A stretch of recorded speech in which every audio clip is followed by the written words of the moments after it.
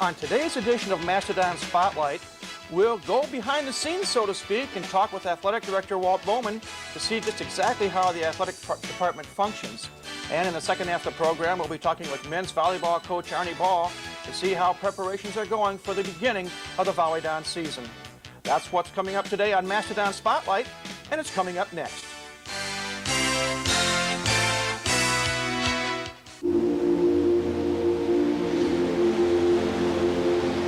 It was called the greatest generation any society has ever produced.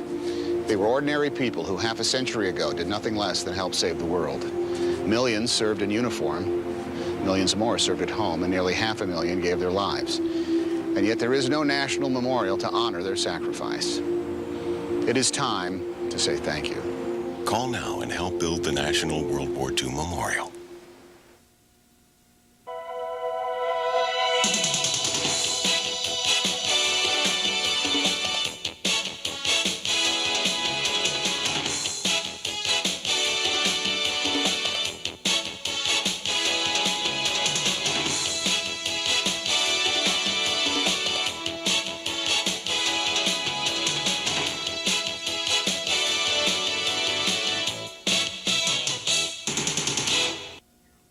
Hi again, everybody. I'm Mike Maz, and welcome to another edition of Mastodon Spotlight. Well, our first guest today is no stranger by now to IPFW Athletics. He is the main man, the boss, where the final straw comes. Walt Bowman, thanks for joining us again. And as I mentioned at the beginning, let's go behind the scenes a little bit, because the general public sees the finished product. They see the men's basketball team or the women's team or the soccer teams or all the sports teams on the field. But as you know and I know, a lot of what takes place goes behind the scenes. Let's talk a little bit about the athletic department in general, and then the main topic I want to get into is the situation regarding the possible move to Division I. Right. Well, first off, I'm delighted to be here again, and when I first moved to Fort Wayne, I used to refer to your town, but my wife and I certainly feel that it's our town now, and we're delighted to be here. You're right. I mean, we do see the teams on the field. We see the wonderful cadre of coaches that we have, but a lot of times that's not what just takes place up in the athletic department. We have compliance people. I have a wonderful administrative assistant. Tim Heffron has some folks that are helping him with the tickets. We have people getting the signage, sports information director that never makes it out here, people in academic counseling that goes along with the compliance. There's a lot of people that are behind the scene. I often say in one regard it's a shame that they labor anonymously, and yet for those of us in the department, they are not anonymous. They are so very, very integral to what we do, and I think that all of our coaches, all they'd have to do is for those people to be gone for a week, and we would really find out who the real power behind the program is. So I appreciate you bringing that up, because we don't get a lot of time to say the important functions that many of them do and what goes into making up a department. Let's take that one step further, and let's mention some names and some of the functions that they do. Well, my administrative person, Kelly Smith, is just clearly keeping all of the Royal Dons informed, getting things out. Mike Jewell, sports information director, what a job he's doing. Ron Clark in the ticket sales and almost anything else that we ask him to do. Tim Heffron, who again heads up the business part. Bev Selfrank, who's his administrative person. Doc Skelton, Rita Gertage, Courtney. We have people that are so involved in what we're doing. Mike Gale down in the training room. Again, we don't think of those people that often, but they are very, very important to what goes on. And we have assistant coaches. Seldom do they get, but most of the teams have assistant coaches. So again, it takes a lot of people to put together a program, not only now in Division II, but looking ahead to what you're going to ask. Those numbers are going to double, most likely, if and when we have the opportunity to move to Division I. Oh, it's a nice segue into, as you say, what I'm going to talk about next. There was an article in the Journal-Gazette last week written by my friend and colleague Mike Merritt, where you and he talked about what's happening with the preparations and the hopeful expectations of someday going to Division I. And in the article, you talk about 3 phases to make this happen. And let's talk first about the Royal Dons Executive Board. How did that come about, and what is it comprised of? Well, it really goes back to when I first arrived here and the whole aspect of fundraising. If you're going to do fundraising, you really have to have a lot of men and women within the city that you're going to be that want to be involved with what you're doing. It would be easy to try and find 17,000 people to give you $5 each and hope that you can get what we need. But it's a lot easier if we can rally a group of men and women, city leaders, interested business people, to at least initially give us that starting step. And so I started by saying, okay, the thing I need to do, and in going in past places I've been in building support groups, was to surround myself with 25 men and women who have an interest in Fort Wayne, to see what goes on here is good for the university and vice versa, have an interest in the university, have an interest in athletics. And we stand now at 21 of those 25. There are 3 invitations currently out. We will cut the number at 25. We believe that probably by the end of this week we'll be at 24 of our 25. Each of these men and women have graciously agreed to donate $5,000 a year at least to the Royal Dons in order to provide the leadership. They've also been able to step forward and provide me much counsel, real wisdom. I'm not from the Midwest. I'm not from Fort Wayne.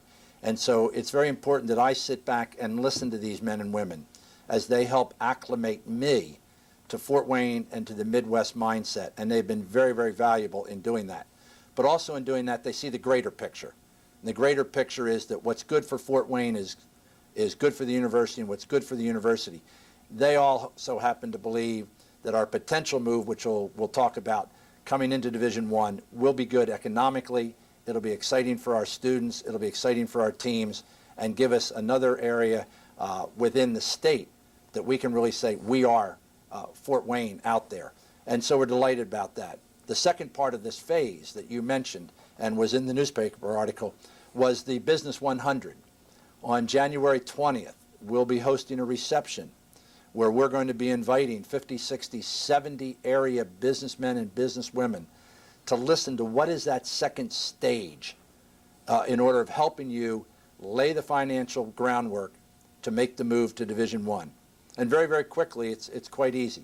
We're asking 100 businesses to give us a 3-year commitment at $3,000 a year. So that would give us $300,000 a year, or $900,000 over the next 3 years, so that when we go to the chancellor saying not only would we like you to put this letter in for Division I, but we'll be able to show him many of the steps that guarantee the financial success that we would have.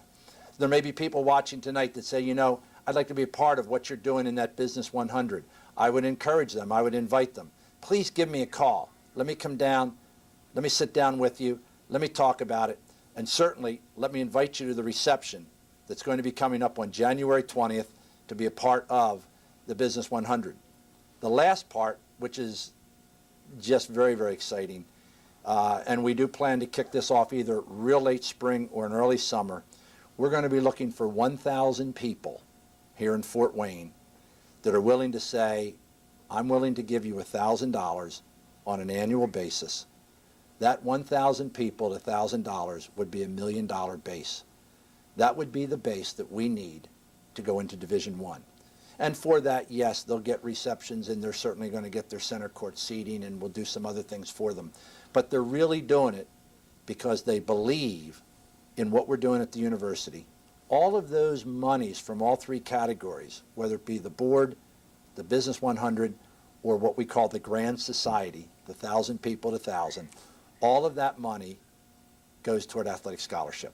Not one penny of it is diverted any other way. So that would guarantee us, because as we go to the NCAA, if we move to Division I, we have to have 78 full scholarships. So you can quickly see it is a big financial step. We're not allowed to use state money, and I think that's great. But we think that Fort Wayne is ready. I've mentioned to a lot of people, there's only one other city in the whole United States the size of Fort Wayne that does not have Division I, and that's Bakersfield, California. But when you look at Dayton, when you look at University of Evansville, when you look at Bloomington, when you look at West Lafayette, when you look at Muncie, all of those have Division I and are supporting them. But we here in Fort Wayne, the second largest city in the state, we need to move in that direction. Hopefully we need to move aggressively. And I think between the board, the Business 100, and 1,000 friends of the department and the university, this can be done. Our chancellor has said to me, Walt, if the community wants this, if it truly is a community endeavor, and if you can indeed raise the resources, then I would like to sit down and talk with you. And so we think we've made great headway in getting to this point. I don't know if we can answer it in a short period of time because we're getting close to the end of the segment, but for the average viewer who doesn't know any better, in a nutshell, what's the basic difference between Division II and Division I? Well, I think there's a couple of things. I certainly think in Division I you're going to get what I call brand identity. If we look now, our sister institution in Indianapolis, if you look at CNN, you see the scores go by, and every now and then you see IUPUI. Wouldn't it be great to see IPFW sitting right there? It certainly is a bigger brand in terms of athletics. It's going to change the type of recruiting we do, the type of students we bring to the university here. It's going to accentuate for the people in Fort Wayne the opportunity. Can you imagine in 3 or 4 years if we make this move, and I am convinced, can you imagine Bobby Knight bringing the Hoosiers to the Coliseum to play IPFW, and the following year Purdue, and the year after that Notre Dame? That's what's going to make a difference. My vision, which is being, I think, bought into by lots and lots of people, is to say, this is ambitious. Yes, it is. But you know, it's what we want here in Fort Wayne. We want our identity, and we would love to see the university lead the way and get us to that point. Well, again, we could talk for hours and hours, but unfortunately we can't. The show isn't that long. Again, thank you for coming on the show today and talking more about what hopefully is going to be a great thing for IPFW and the impending hopeful possible move to Division I. And come back again and let's talk, see how things are progressing. I will, and thank you for allowing me to come in. Athletic Director Walt Bowman's been our first guest today. We'll take a break, and when we come back, it's men's volleyball with Arnie Ball. That's when Mastodon Spotlight returns in just a moment. Brian's a student that I had in my resource class. Came from a very poor background. Brian just needed a friend, so we paired him with a community leader. He would take him to rodeos, and then he would take him to plays and different things that this child would never have been exposed to. This man taking his time to come and have lunch with him meant more than anything. Point a kid in the right direction. This is General Colin Powell of America's Promise. Call us and help keep America's Promise.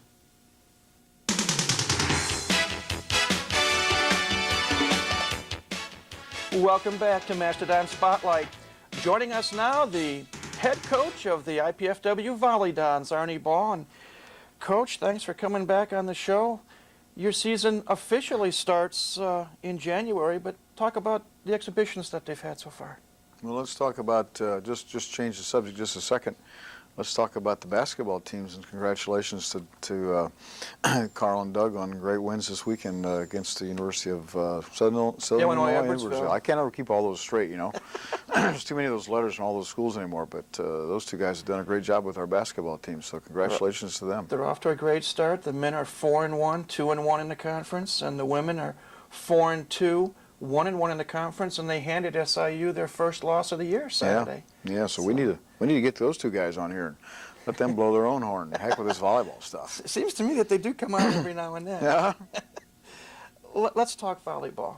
That is your forte. That, in all honesty, is the main sport here at IPFW, and thanks in large part to your efforts. Your team, a Final Four occupant a year ago in Los Angeles. You had 2 invitationals, one up at Ball State and back also against the University of Winnipeg. Talk about those 2 matches. Well, it's the first time we've done anything like that here at home in the fall season.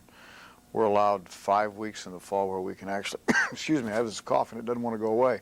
5 weeks in the fall season where we can actually train with the kids and spend some time in the gym. And so if you don't do something with them, they get stir crazy and they drive me nuts and I drive them crazy. So we had this thing at home here this year with Ball State and Winnipeg and Ohio State. And we also experimented with the 25-point rally score games that will be using that particular scoring system in the Olympics in Sydney in next summer. But it was a good opportunity for us to play a bunch of young kids, especially some of our new kids who've never had a chance to play at this level before. And certainly on Friday night we played Ball State and we beat them in 5. And then on Saturday, Winnipeg, who is already 2 months into their season, cleaned our clock a little bit. But that was okay. It was just a good opportunity for us to get a chance to have some kids play where we can get some live videotape on them and spend some time with them individually trying to decide what it is they need to get better at. University of Winnipeg, obviously Canada. Is there much difference between the caliber of volleyball in Canada and the caliber of volleyball in the U.S.? Actually, I think it's across the board. I think it's a little better than Canada than it is here because in Canada there are no rules. You know, in regards to the NCAA or their federation. There are academic rules. I don't mean that there are no rules, but there are no rules as far as limit them to the amount of practice time they can have. So they can, when school starts, they can start practicing. When school's over, they can still be practicing. And you know, we don't have that down here with the NCAA guidelines. So I think it gives them a better opportunity to be better skilled players. Also, volleyball for men and well, more so men than women, I guess, is a much more popular sport at the lower levels than it is here in the United States. Let's take a look at the schedule. The start of the season, as we say officially, begins on January 14th, the Sports Corp shootout here. And you're going to take on Concordia College of New York, Bronxville, New York. I know, because being a former student at Concordia College in Ann Arbor, I know the system a little bit. Yeah. Let's talk about that opening match, and then the next night you're going to take on American University from Puerto Rico. Well, we originally started trying to put this tournament together and invite a couple teams from California. We had this tournament 4 or 5 years ago on a regular basis, and then got away from it, and then wanted to come back to it because the Sports Corporation wanted to get involved with our team a little bit. And it's pretty difficult right now this particular year to get some of the California teams to come because of the strength of our team. They don't mind coming when they're pretty assured of a victory, but when it's a little more difficult, they have trouble coming this direction. So we went searching, and the coach at Concordia is a good friend of mine, and he has a couple kids from Haiti on his team who are very, very athletic. I mean, they're not as strong a team as we are, but they have a couple kids that are very good. We've played them the last 3 years down at the University of Puerto Rico, American University of Puerto Rico, so obviously we know them. And then on Saturday night, we'll play the American University at Puerto Rico, and they have a strong team of Dominican Republic players. You know, all those guys got kids players out of the Central America somewhere, and they're going to be coached by Raul Papaleo, who is a former player of ours. It's the first time in my career of coaching that I'll actually be coaching against a former player. That could be interesting. It means I'm getting old. That's what that means. Oh, the pupil and the teacher and the pupil, I guess. After the other school that's in the shootout is Ohio State, and you don't play them those nights, but right after that you start MIVA play down in Columbus. Yeah, Talk about Ohio I'd like to State. get a hold of the guy that made out the schedule. You know, the guy didn't do us any favors having to go to Ohio State. Actually, I make out the schedule, so I guess I need to holler at him. We don't play Ohio State for that reason in the tournament. Obviously, we go over there. I figure we might as well go over there and get it over with as soon as possible. I mean, they have 5 of their starting 6 players back last year also, and they were actually predicted to win the league last year, and of course we ended up winning. So that'll just be a really good match for us right out of the gate. Obviously, you got to play those guys. You might as well play them early as play them late. So fortunately for us, when you get to the end of the season, the conference tournament, 8 teams go to that tournament. And so it's a matter of seeding, and so obviously we want to win every match. Please don't get me wrong, but we know we're going to get to be in that tournament, and my team needs to be really good come April. After that match at Ohio State, you get on an airplane, and you get to go where most of us only dream of going, and that's to Hawaii. And you're going to have Penn State, UCLA, and the University of Hawaii. I know it's looking ahead, but could that be a preview of Final Four a few months later? like to get a hold of the guy that scheduled that trip too, because I think we were out there 6 or 7 days, and 4 of those days I'm in the gym. What's wrong with that picture? I ought to be out surfing or playing golf or doing something else. Instead of that, I got to be in the dumb gym. What a great tournament will be. The one thing that will be neat about that is that Hawaii draws 6, 7, 8,000 people.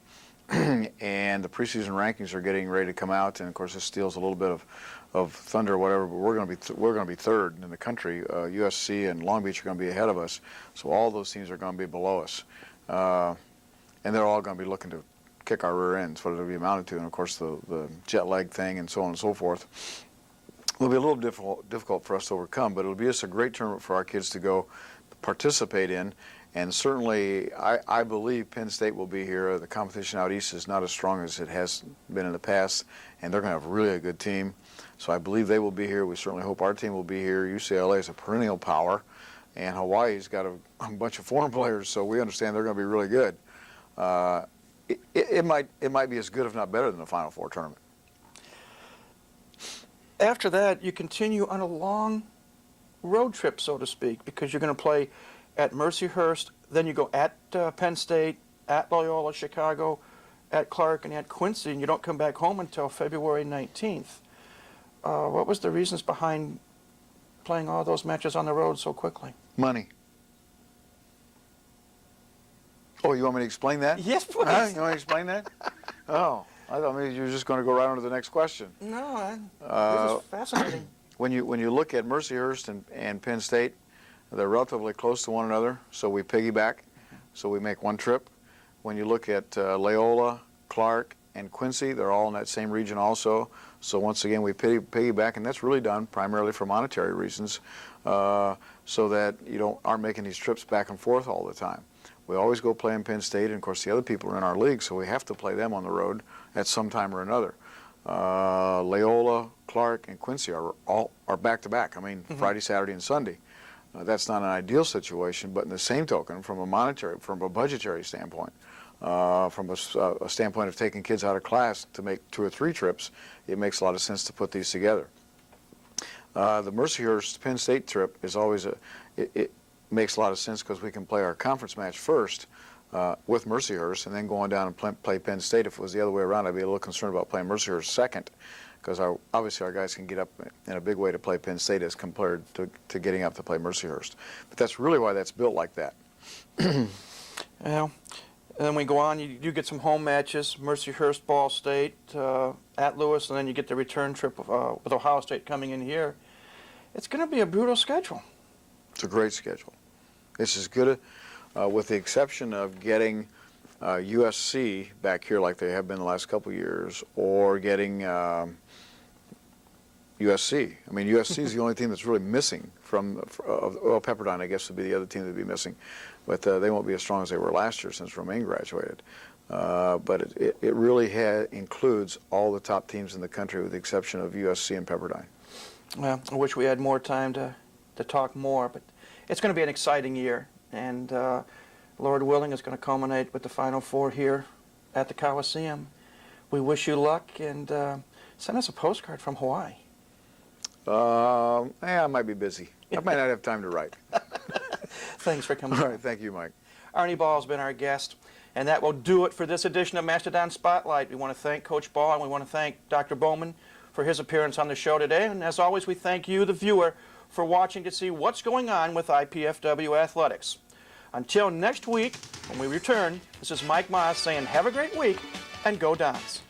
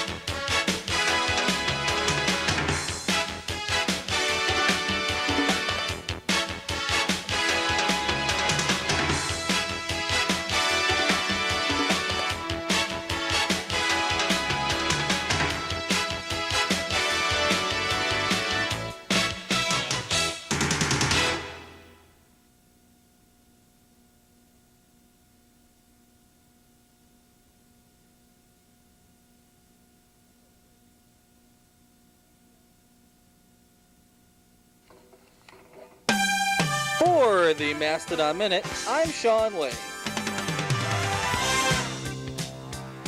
Women's basketball was in action over the weekend as IPFW was beat by Southern Indiana 78-63 on Thursday night. Halderman had 23 points, 8 rebounds, and 5 assists, and Fleming had 16 points and 8 rebounds.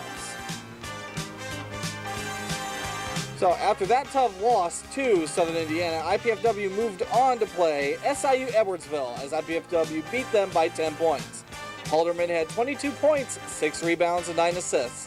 Fleming had 19 points, 6 rebounds, and Moore had 11 points, 9 assists. The women are 1-1 in the GLVC and 4-2 overall.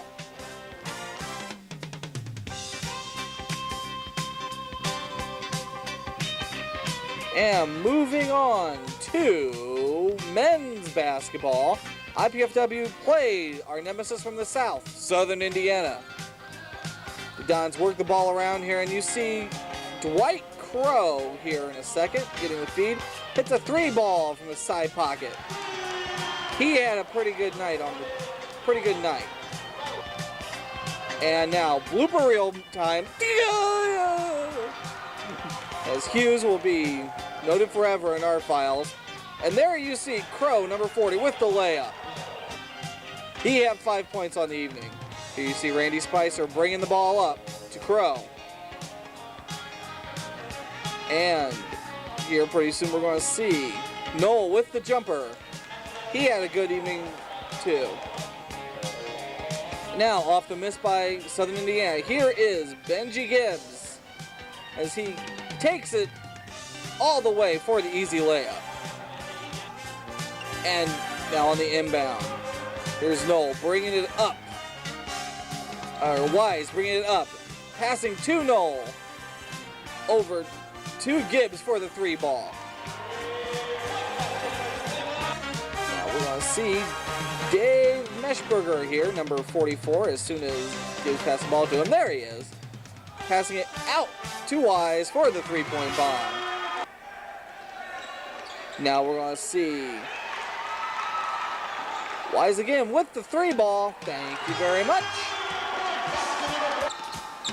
And now, off the miss, we're going to see this fight for the ball as IPFW comes up with it and runs it up the court for the easy layup. And the crowd rejoices. Yay! Anyway, see Griffin bringing it up for the easy layup. And now off the inbound, here is Wise with the layup, but it was not enough as IPFW loses a heartbreaker to Southern Indiana, 101-86. Griffin had 20 points, 5 rebounds, and 4 assists. Gibbs had 19 points and 2 rebounds. Saturday, IPFW beat SIU Edwardsville 100-74. Wise had a great evening with 32 points, 3 rebounds. Woodall had 18 points, 3 rebounds, and Spicer had 5 points and 8 assists. Dons are 2-1 in the GLVC, 4-1 overall. And moving on to upcoming events for IPFW Athletics. Women's basketball plays on Saturday night against Grace College here at the Gate Center at 7:30. And men's basketball is on the road at Hillsdale for a 3 o'clock start on Saturday. And if you're interested in IPFW Athletics or you want more information on IPFW Athletics, just call the Gate Center at 481-6643. Visit us on the World Wide Web or stop by the Gate Center here on the campus of IPFW. And for the Mastodon Minute, I'm Sean Lee.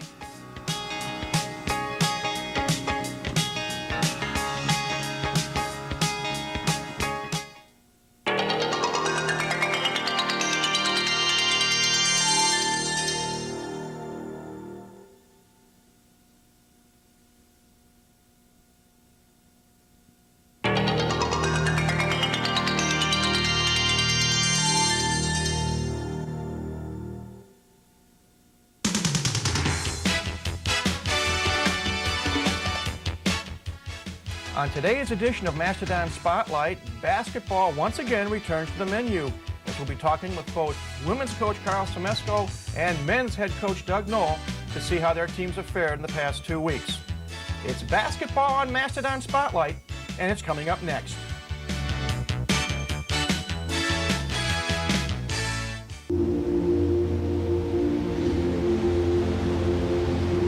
was called the greatest generation any society has ever produced. They were ordinary people who half a century ago did nothing less than help save the world. Millions served in uniform, millions more served at home, and nearly 500,000 gave their lives. And yet there is no national memorial to honor their sacrifice. It is time to say thank you. Call now and help build the National World War II Memorial.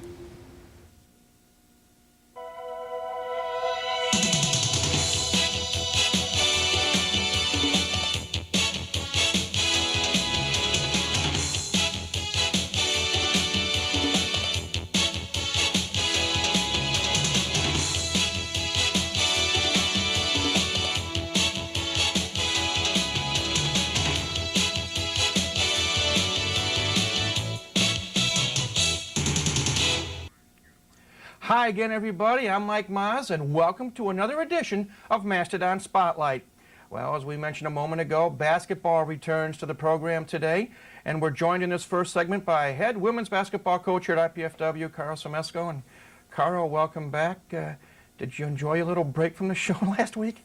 It's enjoyable being on the show, but we've had some games and we've had other things to concentrate on on the break that we've had. Since you last appeared on the show, you've played 3 ball games, and let's go back and take a look at those 3. Week before last, you had 2 conference opponents, University of Southern Indiana and Southern Illinois Edwardsville campus. Let's talk about those games first. The first one being USI. Yeah, Southern Indiana was our first conference game, and they're not a real big team, but they're very quick, aggressive, athletic, and you know, that's a team that gives us a little bit of trouble, a team that's far superior in quickness. And we came out really almost scared. I mean, we got a lot of freshmen, a lot of young players, and we got down early, 10 points early. Then after about the first 5 minutes, we played it even for the next 30 minutes and even closed it to 6. And I think it was just a matter of first conference game, jitters or whatever, just a little bit nervous. Southern Indiana has a very good reputation, has been good for a long period of time, and I'm not sure that we believed that we could play with them. And, you know, we proved we could, but we dug ourselves a hole, and we're not a team that really, I mean, possession per possession, we got to be solid, and we're not a team, although we've come back from some deficits, but we're not a team that, you know, wants to get down. We need to be in the game at all times, and we need to get off to good starts. And really, for a young team, I think that gives them confidence when they can get off to a good start and see that they can play with these teams. But Southern Indiana is a good team. I didn't think we executed very well, especially defensively. We didn't shoot the ball very well. In the first half alone, we missed 11 layups. I mean, we're not a team that can give away those points. We have to, when we get in there and have a chance to convert, we need to do it. And we didn't do it. And so we started off 0-1 in the conference going into Edwardsville on Saturday. Going into that ball game, you were facing a team that was undefeated. They'd won their first 5 games. How difficult, the fact that you lost the previous game at home, the conference opener, as you said, how difficult was it to get these gals up for SIU Edwardsville? Well, I'm not sure that it was difficult to get them motivated to play the game. One thing you do worry about is you lose the first conference game at home, and you know, you're playing a team that's supposed to be very good. Young team might not have enough confidence to think they can actually win the game, but we got off to a much better start the second game. So, and I think after watching tape of Southern Indiana, we thought, wow, if we would have just came out a little bit sharper and executed a game plan a little bit better, we could have really won this game. And I think they believed that because they saw it on the tape, and I think we carried that into the Edwardsville game. And you know, Edwardsville's a real good team. There's 4 coaches in this conference that picked them to win the whole thing.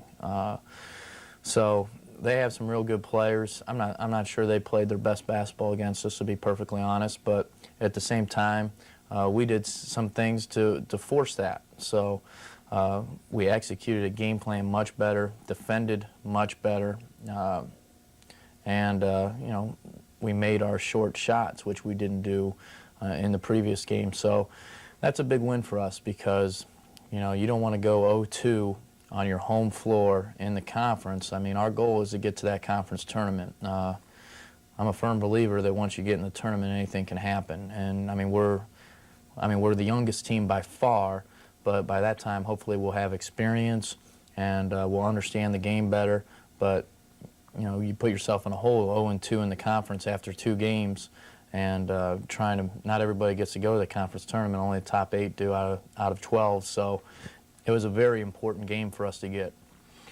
Then this past Saturday night here at the Gates Center, you took on Grace College, NAIA school, and again a favorable result. You come out with a victory. Talk about that ball game. Well, we knew going in that they were going to play a lot of 1-3-1 zone and really pack it in. They allow you to shoot the perimeter jump shot, and you know, I thought that was to our advantage because we supposedly have some good perimeter shooters. We didn't shoot the ball particularly well. We shot 33% from the field for the game, and we've had a lot of that this year. You know, I thought we were a better shooting team than what we've performed so far because we didn't take very many contested shots on Saturday, but yet we still didn't make them. So that's a source of frustration. I think some of our players need to come in more on their own and, you know, get shots up. I don't think there's really any substitute for, you know, coming in and really getting some repetition. But we set, you know, I don't know the NCAA records, but I know school records that we broke our own records that we set this year. We shot 48 three-point shots. Now, we only made 13 of them, which isn't a real good percentage. But we had open looks at it. They were giving it to us, and we really weren't executing our zone offense like we'd like, throwing it to the corner, and we don't like to do that. We like to maybe pass fake to the corner and only throw it down there on reversal if we have an open look. We weren't penetrating into gaps. We were catching and holding the ball. So that was a source of frustration. Is, you know, even though we were able to get some real good shots against the zone, we were, you know, our mind lapsed or something. We weren't doing what we were supposed to do as we enter the game, and that's going to become more and more critical for our team. Is we haven't done a real good job, except for on a couple of occasions, of, hey, this is what we're setting out to do. This is how we execute this. We walk through it, we talk, we've been going through it since October 15th, and then as soon as the game, you know, as soon as that ball gets thrown up, you know, we have some basketball amnesia, and we just forget how we're supposed to do some things, and maybe, you know, it's just we're a victim of being very young, but, you know, I'm tired of using that as a crutch. These are capable basketball players, and I think they should be able to execute better than what we've shown so far. At this point of the season, you're 5-2, 1-1 in the conference. Has the team in general met your expectations where you thought they would be at this point of the season? Now, I gotta be honest, I didn't know where we'd be. It's just real tough when you're as young as you are, and it's my first time through this conference, so you can watch a team on tape, but a lot of the times that doesn't tell the story. It's hard to tell from a tape exactly how quick or how tough or how, you know, aggressive a team is. I mean, you can see tendencies, but, you know, I like to see a team live, and, you know, so it was tough to say, and it was tough to say how we would gel, and, you know, we've done a couple things well. We've handled the ball pretty well. You know, we've committed the fewest turnovers per game in our conference. You know, we're only turning it over about 12 times a game. So we're taking care of the basketball, and I'd like to see us even do a better job at that, but we're doing that pretty well. Now, we're not forcing very many. Defensively, we haven't been very good. We haven't been in a stance. We haven't been sliding. I mean, things that, you know, I take responsibility for, because at this point in the season, they should be in a stance, and they should be in the right position, and we're not getting that done, and we're just going to keep working at it, and I don't know if I need to think of something else to convince them that we need to do it, but we're going to keep working at it. Hopefully we can get it done.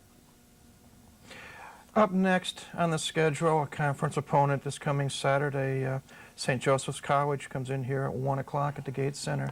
Talk about that ball game. Well, St. Joseph's is a real good team, and they're going to pose some problems with us for matchups. They got real quick guards, and as I said earlier in the show, teams that are real quick give us a lot of problems because we have trouble defending on the perimeter and staying in front of people, and our rotation has been a step slow all season, and we can't have that and win this game. And this team gets out in transition faster than any team we've played so far, and our communication defensively has been pretty poor. So this is going to be tough. Either, you know, we got finals this week, so we don't have, I'm not having practice. We didn't have practice yesterday, not having practice today. The rest of the week it's shortened practice, so we don't have a lot of practice time to prepare, obviously because their finals are even more important than this game, although this is an important conference game. If our defensive communication isn't much better, and you know, we get people picked up, and they got a player that was first-team All-American last year, averaged over 30 points and 10 rebounds a game, Angie Humfer, who she causes you problems because it's too quick to guard with a post player on the perimeter. She's going to take it to the basket and draw fouls or pull up jumpers. She's good. And if you try and guard her with a guard, she's in the post, and you're going to have to give all kinds of help. And she gets the ball. She knows how to draw contact and get three-point plays. So she's just a real tough player to guard, and they got complementary players that can shoot the three and take it to the basket. So if you're giving too much help on her, they have a supporting cast that can also cause problems for you. So, you know, this is going to be a good test. They'll play some zone against us, and our zone offense is going to have to be better. And we're going to have to, you know, this is a game where if we don't shoot the ball well in this game, I don't think we'll really have a chance to win. We're going to have to shoot the ball much better than we have. We wish you luck, and we'll talk about it next week. Thank you. Our first guest has been women's head basketball coach Carl Semesko. We'll take a break, and when we come back, we'll be talking with men's mentor Doug Knoll. That's on Mastodon Spotlight, which will return in just a moment.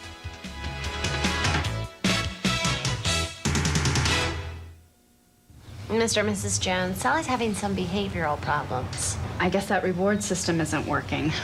Well, the timeouts weren't either. You know, parents do find that timeouts aren't... See? Well, you're just too lenient. Well, you're too strict. No, you are. Oh, you are.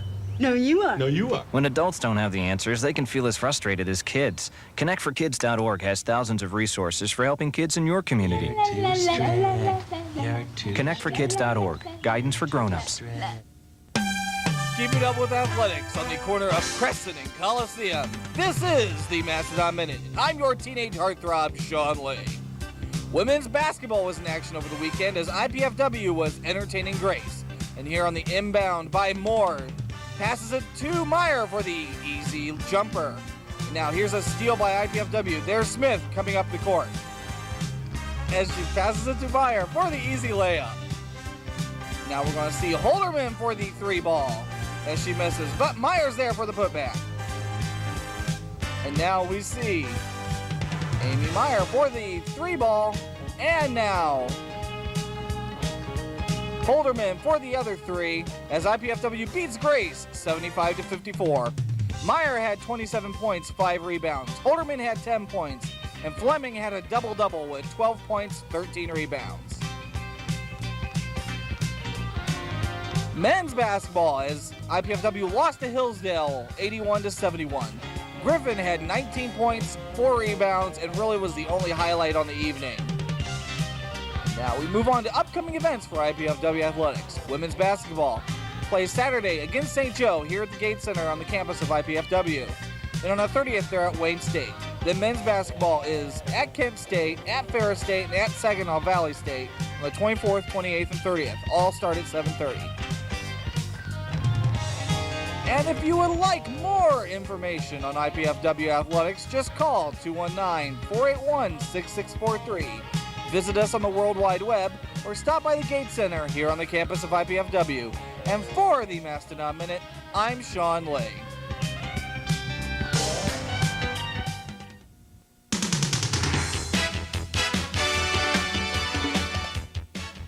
Welcome back to Mastodon Spotlight. We're joined now by the men's head coach here at IPFW, Doug Knoll. Doug, welcome back. As was the case with Carl, since we last visited, you've had 3 ball games that your team has been involved in. And let's go back and talk first with the 2 conference games. University of Southern Indiana, always a tough foe. followed by SIU Edwardsville. Okay, Mike, it seems like a long time ago for those games, but Southern Indiana is a very good basketball team. They have been. They've got a great program, almost a low Division I program, and we knew they would cause us some problems. In fact, one of their guards, Brandon Hughes, started for Michigan 2 years ago and is a very good player, and he may be their fourth best player. So, you know, they caused us a lot of problems, and that was probably the worst half of basketball we had played up to that point. We were down 50-30 at half, and I was really disappointed in the effort of the kids and also just our mental approach to the game. It was like, you know, there was no way we were going to win. We were scared to death, and even our seniors played that way, which was disappointing. So at halftime, we just talked about what we need to do to improve. Let's win the second half. Let's go out and play our basketball, and we really did. I mean, I was really pleased. We scored 56 points on them in the second half. We beat them the second half. We lost 86-101, but we really showed that we could play with them. You know, we're not as talented as they are. We understand that, but we have to do different things to compensate for that, and I think we did. And so we took that in the second half as a springboard to go into the next game, which was Southern Illinois University at Edwardsville for another home contest, and that was going to finish up our league for, you know, the '99 season, and so that game was really important. Well, let's talk about that ball game, and in particular the performance of one Nick Wise.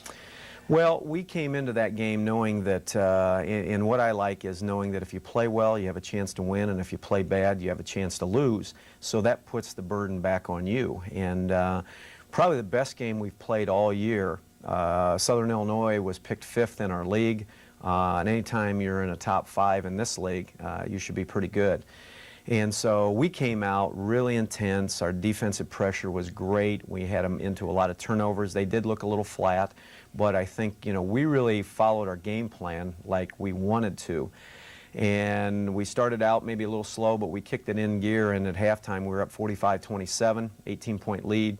And by the end of the game, we'd won 100-74. And you just don't go out and beat the 5th-place team in the league by 26 points. So, you know, we kept the momentum up. We fed off our defense. And, you know, we're doing some nice things in the league so far. Even after 3 games, we're first in the league in assist-to-turnover ratio, almost 7. That means we're averaging about 20 assists a game and 13 turnovers. And if you can keep that margin, you know, during this season, that's going to be great. The other thing that I really emphasize is free throw shooting, and we're first in the league at about 80%. So those 2 keys, you know, really helped us through that game. Nick Weiss had a career game. Well, let's hope not. Let's hope he has more games like that. But he had 32 points, shot the ball exceptionally well, hit some threes, went to the free throw line, got some good rebounds, really took us through the entire game. Ended up with 32 points and then was named GLVC Player of the Week, which I've not asked or gone back to see how far back, you know, it's been for an IPFW player to get that award, but it's a great award. There's a lot of great basketball players in this league, and you know, he was fortunate enough to win the award, but I think that spoke of, you know, our team and how they helped Nick, you know, win the award. So it was a great day. It was a great game for us, and I think, you know, we opened a lot of people's eyes in the league, you know, last Saturday. Well, then came this past Saturday something new. You didn't play a game at home. You got on the road. You went up to Hillsdale College to take on the Chargers, and unfortunately things didn't work out as you would have liked. Talk about that ball game. You really want to? Well, we have to be an equal opportunity show here, so that's right. Talk about the good and the bad. Well, again, like I said, it's always great when you can go into a game knowing that if you play well, you'll win or have a chance to win, and if you don't, you've got a chance to lose, and that's exactly what happened. You know, we felt Hillsdale was an average team in the GLIAC up in Michigan. They're Division II, but they posed a few problems with us. They weren't exceptionally talented, but they work extremely hard, fairly physical. And it was our first game on the road. I mean, we've had 7 home games, including the 2 exhibition games to start the season. So we got up on the road, and it was close to where, you know, I had coached at Spring Arbor, so there was quite a few fans there that, you know, showed support to myself, my son Brad, Dwight Crow from Stockbridge, and also our team. And the one thing that we wanted to do was come out and play hard and compete for 40 minutes, and we just didn't get it done. For what reason, you know, if you could figure these things out, you probably wouldn't have to be in coaching, you know. But we were flat. We didn't play with a lot of intensity. We didn't compete for 40 minutes. We got down 19-7. We came back within 3 several times. They extended the lead right before the half, 44-31, and was just really disappointed with the overall aspects of some of the areas of the game that we had, specifically our rebounding, which has posed a problem for us all year, our shot selection, the impatience on offense, and you know, these things we have to do. And we can score a lot of points and be more patient, because if we get good shot selection, we're going to knock the shot down. We've got guys that can shoot the basketball. If we get in a hurry, then we take bad shots. Thus, you know, we can take more shots and still score less points. And that's kind of what we did. The second half, we focused a little better. We made a couple good runs. And with 4.5 to go, we're down 4, but they went on an 8-0 run then. And part of it was breakdown in defense, a couple missed assignments. And, you know, it was just a difficult day, all in all, knowing that, you know, our best team didn't show up. And we were as bad Saturday as we were good the previous Saturday. And Hillsdale's coach made a comment in the paper yesterday, back up in the Jackson area, that that's the best his team's ever played during this time of the season. And this is probably one of our worst games, well, the worst game we played all year, and it was a 10-point game. So I really believed it was a game that we could have won had we come out with a little more focus, a little more structure. And, you know, I take a lot of blame for that. But again, we've got some kids now that, you know, have experience going on the road, and even though it was under a 2-hour bus ride, you know, you've got to play even tougher. You got to be mentally tougher on the road. You got to come and tie them up a little tighter, because you're not going to get the breaks, and we sure didn't. I mean, we got some calls that were bad, and you know, the officials didn't win or lose the game for you. You know, a couple key things really hurt, but you know, I blame ourselves in not being ready to play, and it was disappointing that a lot of those fans came down to see our team play, and we pretty much laid an egg, you know. So, but we're going to regroup. It wasn't a conference game. It was a game we should have won. Now we're off for like 11 or 12 days, and that's bad too, because you have to dwell on that, and then you have to go in and play Kent State, who went to the big dance last year in Division I, and that'll even be tougher. But I think we're going to look at it as really a situation of excitement. Let's compete against the Division I, see how it goes. Let's not worry about winning and losing. Let's just play well, play hard. I guarantee you we'll play much better than we did against Hillsdale. The outcome may not be, you know, a 10-point. It could be 20 or 30, but you know, we're going to go in there with the idea that let's play to win and see what happens.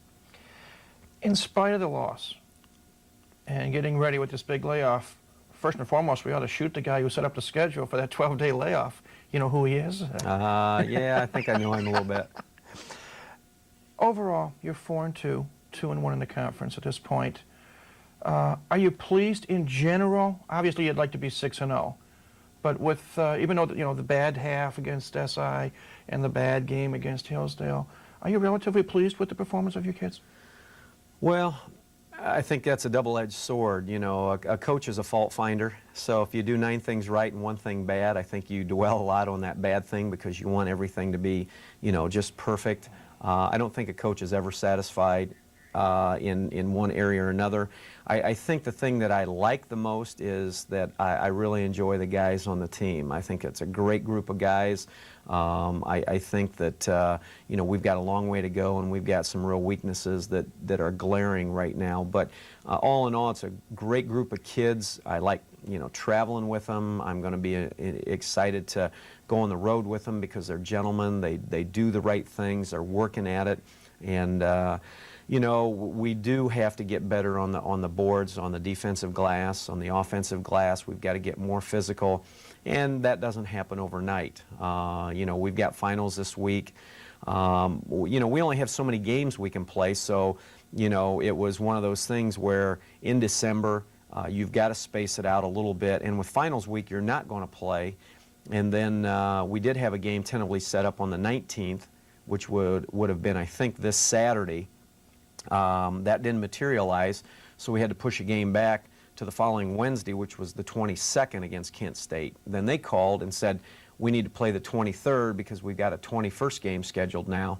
So we obliged them. So it's another day we push back. And, you know, once finals are over, we're going to have 3 or 4 days to practice, and that will help too. And then our next, 4 games really, Kent State, Ferris State, Saginaw Valley State, and then a conference game against Wisconsin Parkside are all on the road. So, we're going to get adjusted to the road real quick here because of 5 straight road games. But I'd like to see us do some things better right at this point in the season. I would like to see us be a little more tough, both physically and mentally. And I think as we do that or don't do that, that's going to be our mark for the year. I mean, I think if we do that better, we're going to have some success. If we don't do it as well, teams like Saturday are going to jump up and bite us and kick us around a little bit. And I hope it hurts. I hope it hurts the guys knowing that we could have won the game had we done some things a little different. But all in all, as somebody asked me, am I satisfied? Before Saturday when we were 4-1, winning 80% of our games, and I said, well, it's a good start, but if we're winning 80% of our games in late February, then I'll really be excited. So we've got a long way to go. There's no doubt about it. But we're going to take a day at a time, step at a time, and when we get done, we need to know that we gave our best effort, and we have to do better than we did Saturday. Well, as usual, there's just not enough time in this program to talk about everything we'd like to. Again, congratulations on the effort so far. 4-2 is a very good start. And we'll talk more next week about perhaps the final situation and the layover and what can and can't be done. Okay, thanks, Mike. Doug Knoll has been our second guest, head men's basketball coach here at IPFW. That will do it for this edition of Mastodon Spotlight. Again, we want to thank Coach Knoll and Coach Semesco. And as always, we want to thank you, the viewer, for tuning in to see what's going on with IPFW athletics. Until next week, this is Mike Maas saying have a great week. Remember to come back Saturday and see the women's play at 1 o'clock against St. Joe's. And go Dons.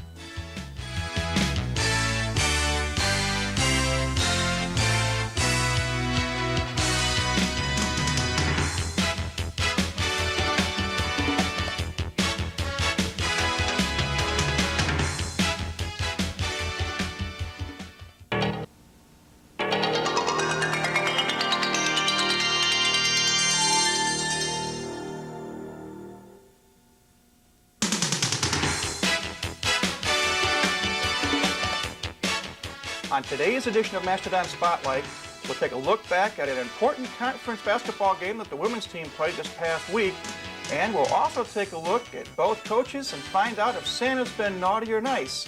It's the Christmas edition of Mastodon Spotlight, and it's coming up next.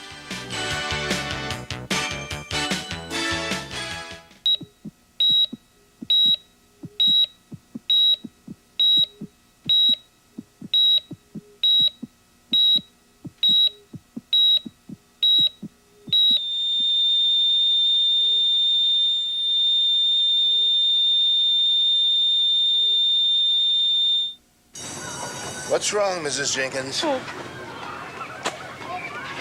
Come on, you can tell me. Well, there's no funding for the new reading program, and I've tried everything. It's just not fair. Where can adults go for ideas when they feel as frustrated as kids? ConnectForKids.org, guidance for grown-ups.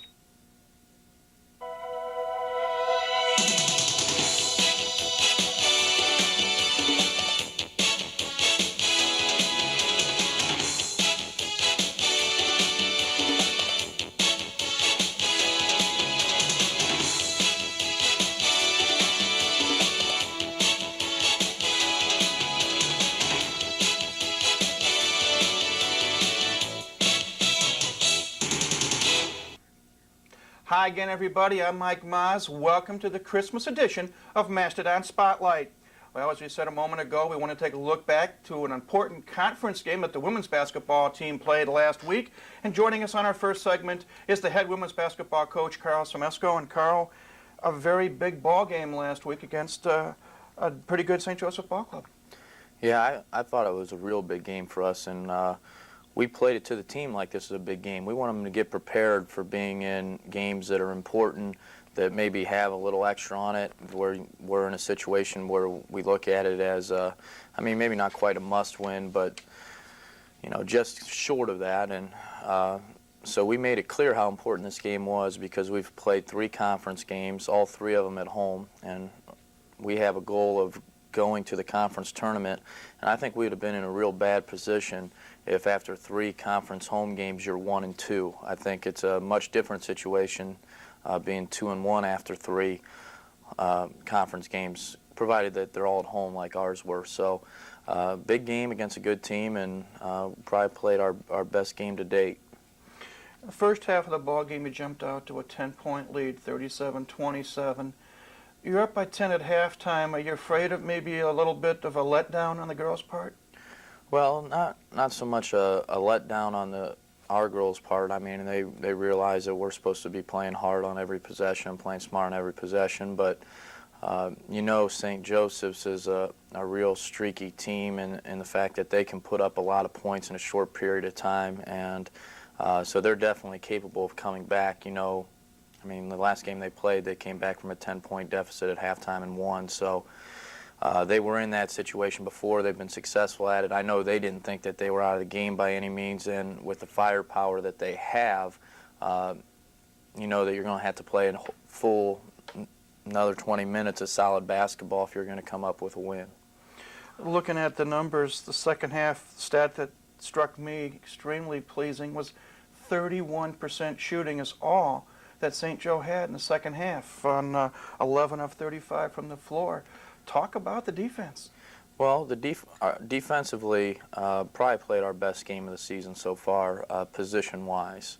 We were getting into the right position a lot more than we had been in the past, and that was, I mean, into the game we had 3 keys to success, or at least that's what we identified as 3 things that we needed to get accomplished. One was our defensive positioning had to be much better, or we were going to be in a lot of trouble, and we went through a lot of tape work on St. Joseph's to show where we wanted everybody, following our defensive rules, and that improved a great deal. I mean, that was the biggest difference. Also, we talked about our defensive transition against their break, which was pretty good, and our defensive communication, which still needs to improve, but our defensive positioning was much better. We forced tougher shots, and they were shooting the ball with the people we wanted them to be shooting the ball with rather than who they wanted to be shooting the ball with. So that was a big key of the game. Yeah, their leading scorer only had 12 points and only 2 players in double figures.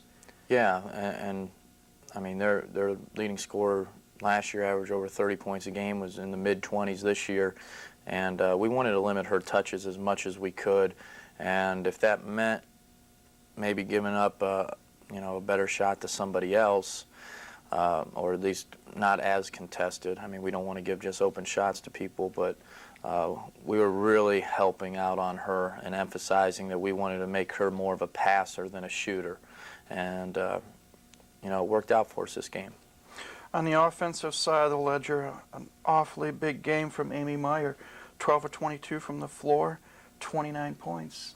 Yeah, Amy Meyer's having a real nice freshman year. I mean, I think you probably remember in the preview show, she wasn't the most highly touted freshman that we had in, but she was really working hard and doing some things well that we thought she could work into our system very nicely. She had a real good game yesterday, shot the 3 well, hit 5 of 10, I believe, from 3, and what she does real well, she gets out in transition and beats people down the floor, and we need more people to get easy baskets like that. We need to challenge the defense in transition, and she does that by far better than anybody else we have. Jamie Holderman chipped in with 19 points, and Cara Moore, 13 points. Talk about their performances. Yeah, Jamie Holderman, she got some open looks, especially in the second half when we put her behind the zone instead of having her in one of the up top positions. So once we reversed the ball, she was able to get some easy looks, and quite honestly, we should have went to that a lot earlier than we did. But when we can get her open look, she's a great shooter. She's one of the better shooters in the conference for sure, and we have to do a better job making sure we can get her open looks instead of her having to force something or getting contested shots.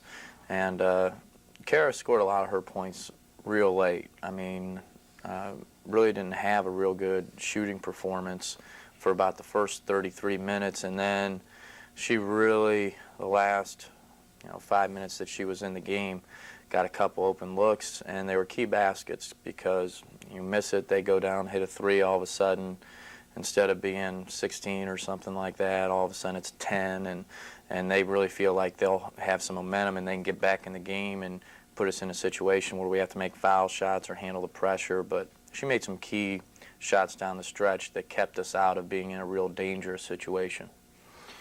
At this point of the year, as we head into Christmas week, 6-2 overall, 2-1 in the conference, as you mentioned a moment ago. As I asked you off air, surprised at the way things have turned out so far?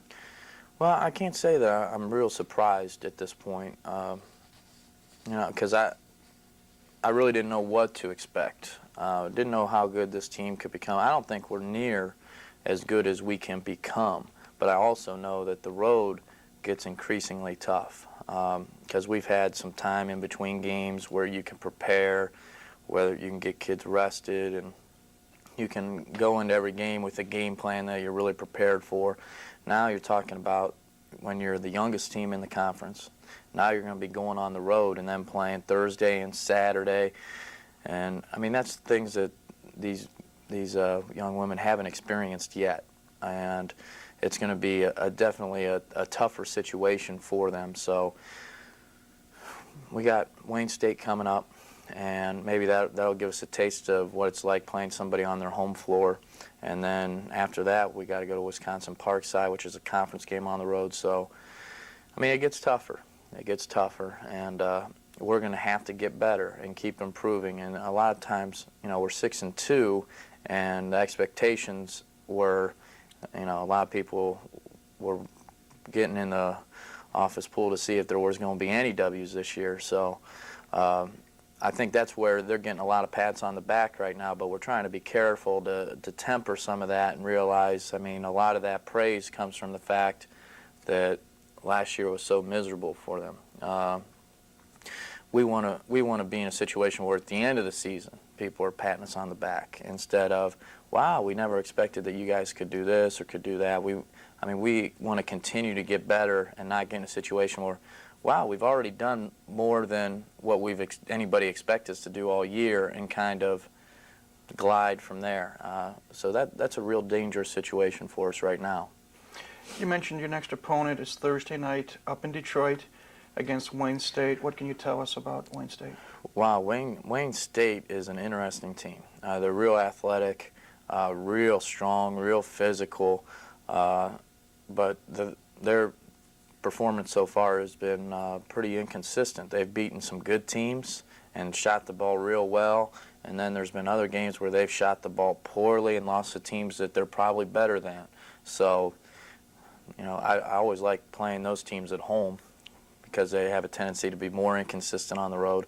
But so you don't know what you're in store for. I mean, it's a real dangerous game in the fact that when they shoot the ball well, they get real confident, and they're capable of beating just about anybody. So, and you don't know which team you're going to run into. So it's going to be a game where we're going to have to get out on people and make sure that we're not giving uncontested looks, and at the same time give help on the post, and just we're going to have to move on the fly to the ball. It's going to be critical, and we'll work on that the next couple days and see how far we can progress with that.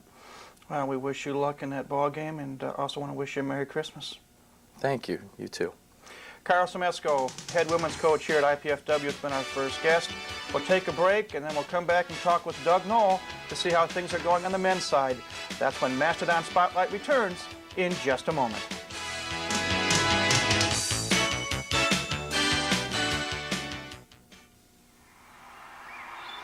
What would you do if you had to choose between the buffalo and the giraffes, between a flower or an elephant? What would you choose? What if you had to decide between a 100-year-old tree and a 1,000,000-year-old beach? Between drinking clean water or breathing clean air, would you make the right choice? Would there be a right choice? Now there's a way to help. Not just one, but all these things. EarthShare, the world's leading environmental groups working together. It's one choice we can all live with. Ask your employer about workplace giving.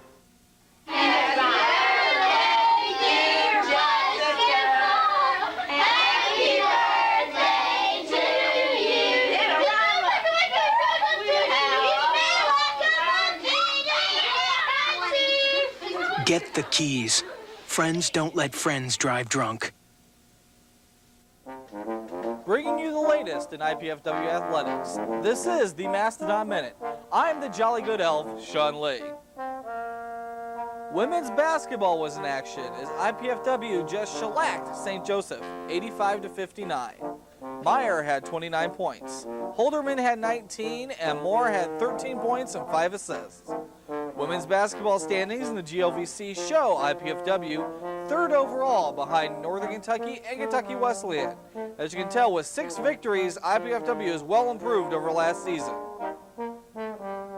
Then as we move on to the men's basketball standings, men's basketball had the weekend off, so IPFW stays third overall behind Kentucky Wesleyan and Southern Indiana.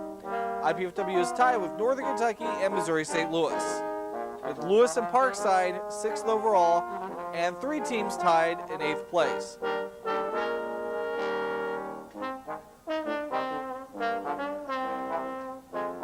Moving on to upcoming events for IPFW athletics. Women's basketball, on the 30th, they play Wayne State at 5:30. And men's basketball has a Division I opponent against Kent State on Thursday night at Kent State. And the 28th, they play Ferris State. For more information on IPFW athletics, just call 219-481-6643, visit us on the World Wide Web, or stop by the Gate Center here on the campus of IPFW. And everyone here on Mastodon Minute and College 56 would like to wish you a happy holidays from all of us to all of you. And for the Mastodon Minute, I'm Sean Lee.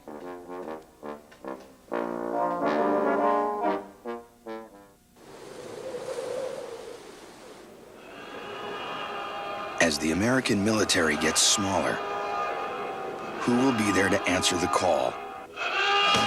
They will. They're the National Guard and Reserve, and they make up half of today's military forces. As an employer, you may be asked to support their mission. Remember, their response depends on yours.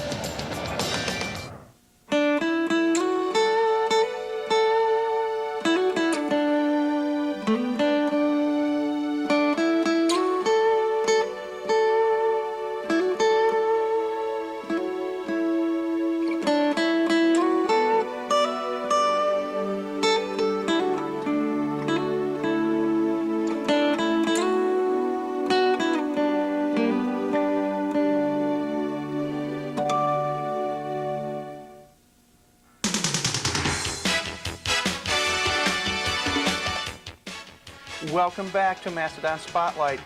Our guest now is the head men's basketball coach here at IPFW, Doug Knoll. And Coach, we talked last week about the fact that A, you're in a little bit of a drought in the sense that it's going to be like 12 days between ball games, and B, you started the last game we talked about last week, the Hillsdale game, the first of 5 games in a row on the road. Are the players still talking to each other, or are they killing each other in practice?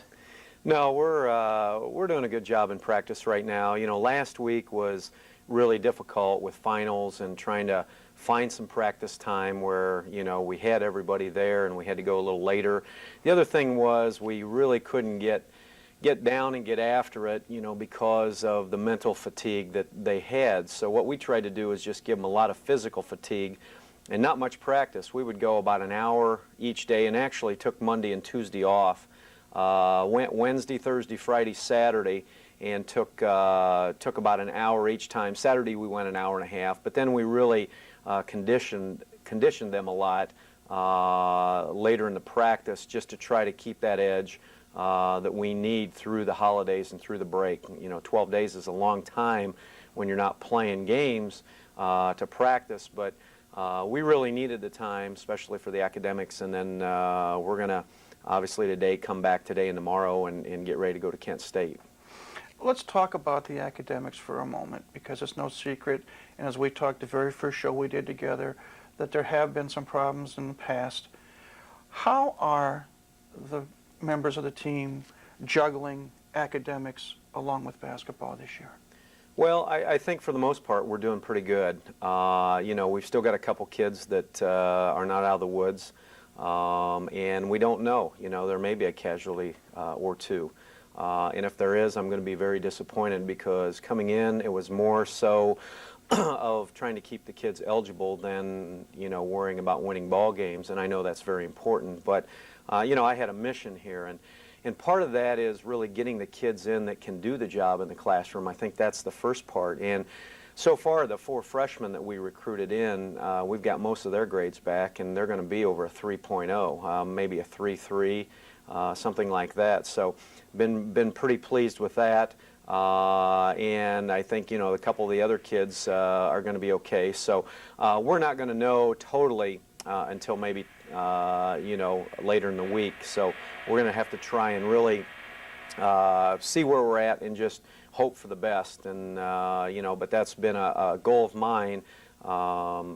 From day one. And if we fail in some ways, then we have got basically to just continue to work hard and stress that. And I've been pleased with that. But it's tough to juggle.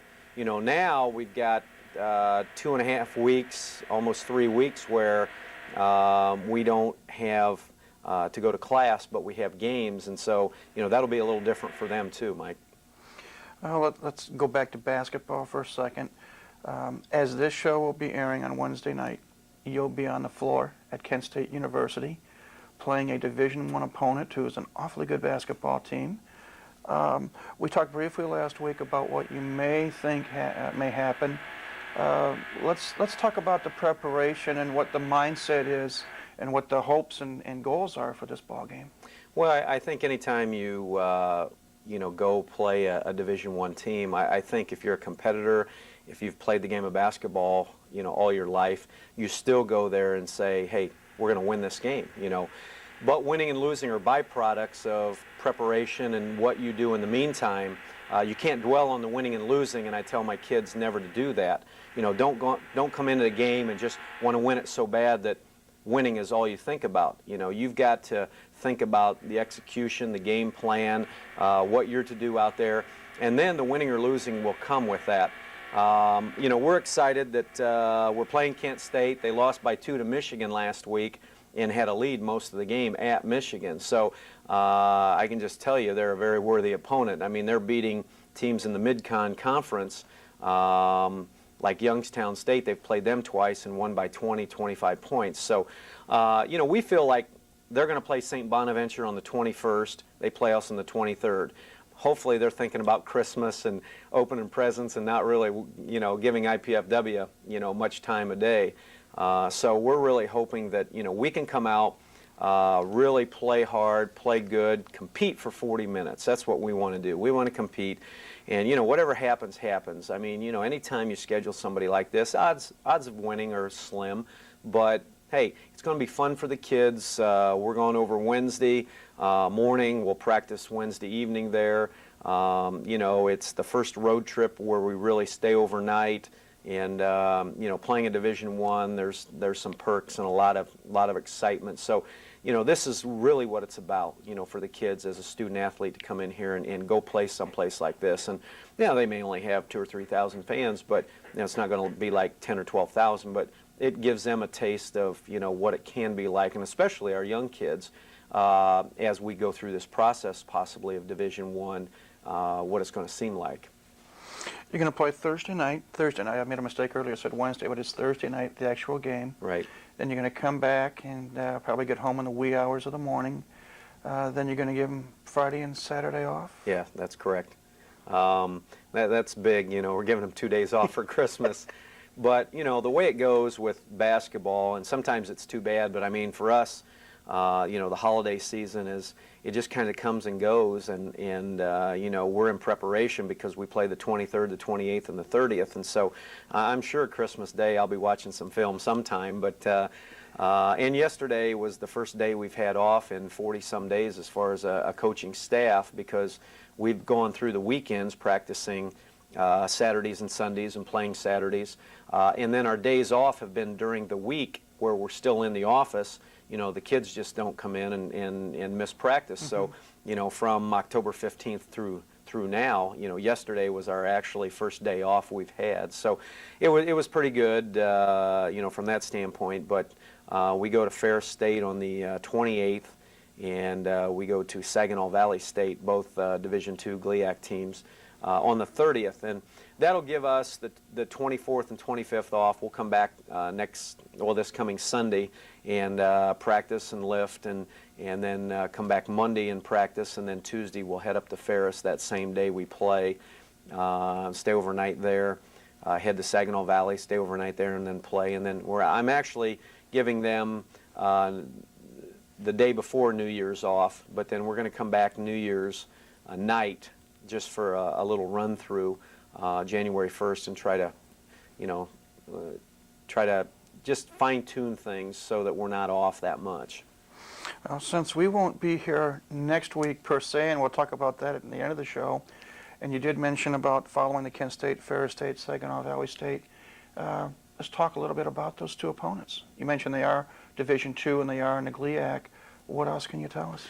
Well, I can tell you that my assistant's going to be pretty excited, Coach Pachota. He coached at Ferris State last year, and they struggled last year, had a down year, won 4 games, I think, and they're better this year. We haven't, again, he's cut the film and has a scouting report done, but I haven't looked at it yet because I don't like to look ahead.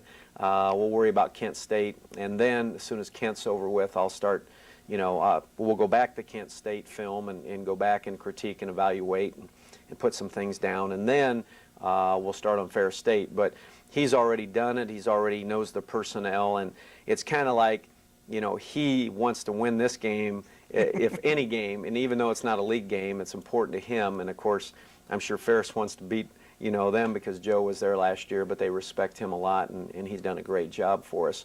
The two things are, number one, both games are very winnable on the road. Ferris State and Saginaw Valley State. Both games we can lose if we play like we did against Hillsdale.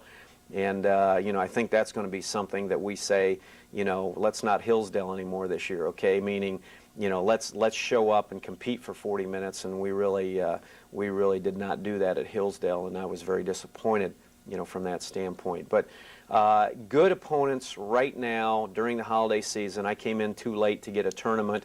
We would have liked to go on somewhere warm, and who knows next year. We've talked to some people about a Puerto Rican shootout and in Florida, a tournament down there, and that's kind of what you set up is a tournament over the holidays. But coming in March or April, we really didn't have that luxury. So we just picked up two games. It'll be a little 3-day road trip for the kids, which will be nice. And then first of the year, we start out with the remainder of our conference games, going up to Wisconsin Parkside. On the 5th we leave, we play the 6th, but then Lewis comes into our place that Saturday. I think you guys are doing the games. Yes, looking forward to that. Yeah, so we'll enjoy the holidays. We'll get through them. We're looking forward to our next few games, next 4 on the road before we come back, but that's okay. We've got to go on the road in our league, and that's a difficult task. So we're going to use this as experience, especially for our young kids, to get out on the road. We know we're not going to get the calls that you get all the time, and that was obvious in the Hillsdale game, but you got to play through those things, and you got to play tougher on the road. So we'll see what happens. Well, we wish you luck on all the road games, and also want to wish you a Merry Christmas. Thank you. Same to you. Doug Null has been our second guest, men's head basketball coach here at IPFW. A couple of quick notes before we say goodbye. Number one, as we mentioned a moment ago, we will not be here next week per se. What we will be doing is showing you an encore performance, if you will, of a show we did a couple of weeks ago with athletic director Walt Bowman and volleyball coach Arnie Ball. And then we'll be back in 2 weeks to talk about these games that the men's team is playing as well as the women's team. Also, next week, there will be basketball here at the Gates Center. High school basketball, the annual Summit Athletic Conference Holiday Tournament. 18 games in 3 days, next Tuesday, Wednesday, and Thursday, starting at 9:30 in the morning. And come out and see the best in Fort Wayne high school basketball. Well, that will do it for this edition of Mastodon Spotlight. It is our last edition of 1999. We want to thank you for tuning in and seeing what's going on with IPFW athletics. And we will be back again in 2 weeks to talk more IPFW basketball. Until then, this is Mike Maz on behalf of everybody here at Mastodon Spotlight, wishing each of you a Merry Christmas and a Happy New Year.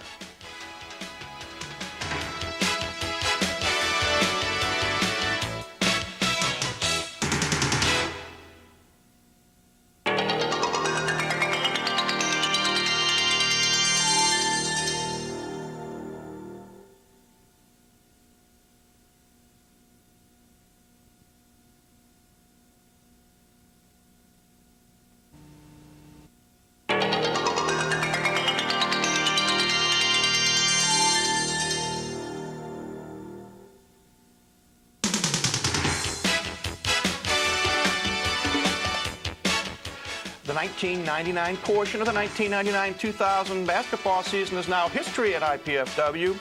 But before we look ahead to the conference action coming up, we will look at final holiday action that took place this past week. It's Mastodon Spotlight, and it's coming up next.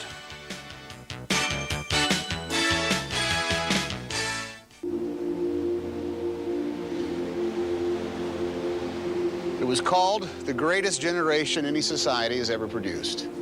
They were ordinary people who half a century ago did nothing less than help save the world.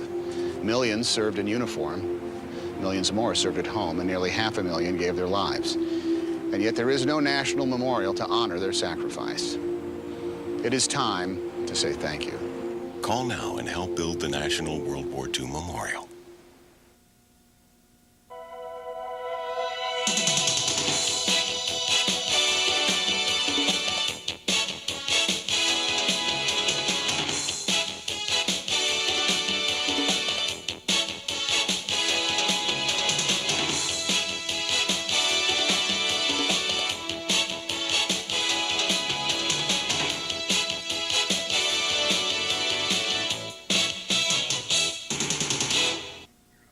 Hi again, everybody. I'm Mike Maz, and welcome to Mastodon Spotlight. Well, the 1999 season, half of the season is over. And in our first segment today, we're going to talk with men's head basketball coach Doug Knoll, because we want to talk about 3 basketball games that took place from the last time we were together, starting with a big trip against an NCAA Division I team at Kent State. Yeah, that was a pretty exciting trip for us, Mike. You know, anytime you can play a top 50 team, and actually I think computer-wise they're around 40, 42, they're going to be very good, and they represented the MAC last year. So they were a very good basketball team, and we knew that coming in, but it was a challenge for our kids. It was an exciting atmosphere and a great event for us, and we just wanted to look at, you know, trying to get better for the conference season. So, you know, we'll play any and all teams that would schedule us. So it was a good trip for them. We didn't play nearly as well as I'd like. The final score, 100-78. We did give up quite a few points, but they're big and physical, and their guards are strong. And I felt like had we taken care of the basketball a little better, and, you know, Kent was a reason why we turned the ball over, but we had a lot of unforced turnovers and unforced errors ourselves where we just panicked with the basketball. Also, our top 2 scorers in Steve Griffin at about 20 a game and Nick Wise at 17 had 3 at half and finished with, I think, 13 for the game. So that was a little, you know, tough for us to battle through that. However, our bench came up with 50 points, so that was a positive in the Kent State game. And all in all, I think, you know, when we look at it, we were disappointed in how we played ourselves. But anytime you're playing a team like that, a team that has beaten other Division I's by 20 or more points, then we can look back at it and look at it as a positive and hopefully learn from it. As you said, the final score was 100-78. Then you came back to this side of the country, so to speak, went up into Michigan, and a couple of ball games first up in Big Rapids against Ferris State. and then a couple of days later against Saginaw Valley State. Let's talk about the Ferris State game first. Well, it was an opportunity to take, like a 3-day trip like we're probably going to get used to here in the near future with the conference games, leaving on Wednesday or Thursday, getting back late Saturday night or early Sunday morning. So it was an adjustment for that, being in, a couple hotels and things and trying to just get the basics. But it was a good game against Ferris State. We won 95-72, and actually I think they scored the last 6 or 7 points of the game. So really we had a 44-32 lead at half, extended that to almost 30 points in the second half, and I thought our defense really played well. Nick Wise led us with 27 points, 13 rebounds. Aaron Ishman played a great game and had 13 rebounds, 8 points, and Brad Knoll had 18 points. So we had some good scoring both off our bench and from our starters. We really dictated the tempo. I thought our press really did an outstanding job. We committed 29 turnovers from the from the Ferris State side. And that really led to a lot of transition baskets and easy baskets. So we really felt like we played more to our capabilities during the Ferris State game. Then we made the trek the next day over to Saginaw Valley State in Saginaw, Michigan. Had a day off where we practiced at night. The following day we ended up having a long day. However, we did have another practice game day. But I think all in all that kind of hurt us a little bit. We seemed a little flat. We seemed a little tentative. We gave up a lot more points than we really wanted to. When you score 97 points, you think that ought to be enough, and when you give up 101, it's kind of tough. Although it was 84 all at the end of regulation, so the overtime it was kind of high scoring, and we really didn't make the stops when we needed to. We battled back from really being up some in the first half to getting down by 3 at halftime, which is okay, to getting down 9 points at about the 15-minute mark, but then we made a 10-0 run and came back 61-60. We had to hit a 3 with about 28 seconds to go and 2 more free throws with 6 seconds to go going overtime. But I felt like the stops just weren't there that we needed to make. And, it was a disappointing loss, one we should have and could have won. I felt like had our defense, rose to the occasion a little more. We did have a couple kids dinged up. Both our point guards, Randy Spicer and D'Angelo Woodall, were hurt. Dwight Crow was battling some knee problems, and Keon Henderson back problems and didn't even play. Keon didn't. So it was kind of difficult from that standpoint, and it's a learning experience, but now we're faced with, every game we play from here on out's conference, and we've just got to play tougher on the road. I think, our December games were not as good as we felt they could be. We lost a couple games I felt we should have won. But all in all, when you look at it, I guess the bottom line is I'm most proud that we didn't lose anybody for academic reasons. And that was my first goal. That's a big plus. At this point, 5-4 overall, 2-1 in the conference. I want to throw a couple of numbers out at you. And sometimes numbers are deceiving, but through 9 games, IPFW 86 points a game, holding the opposition to 81. 3-point field goal percentage, and that's a big part of the IPFW arsenal.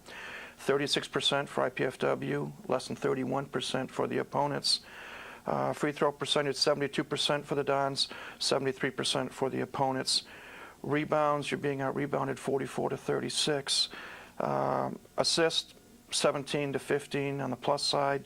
Turnovers, IPFW committing 18, forcing almost 23. It's a lot of numbers, but what does that tell you as a coaching staff? Well, sometimes we don't know. We'd like the biggest number in the win column. I honestly, Mike, thought that, in looking at the schedule, looking at how I wanted to play, I thought there was a good possibility that we could maybe turn the new year at 7-2, and that was pretty much my goal. Once we got through Hillsdale and Kent and everything, obviously we felt like, maybe 6-3. And it's disappointing to me that we're 5-4.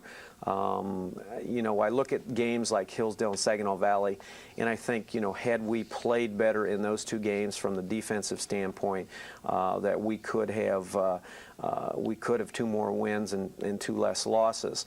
I think you have to understand that, we have a team that 3 guys played together last year, and that's it.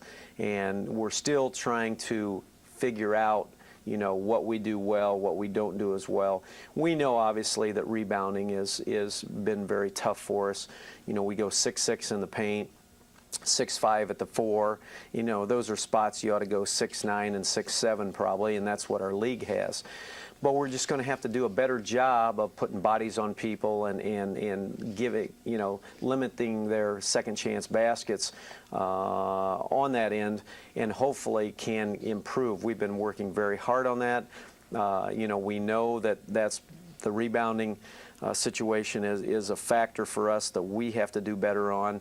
Our press is doing fairly well. We're committing, on the defensive end, we're forcing turnovers. We're getting some easier baskets, and that's what we want to do with the press. We want them to make mistakes on their own as well. We're not going to get a steal every time.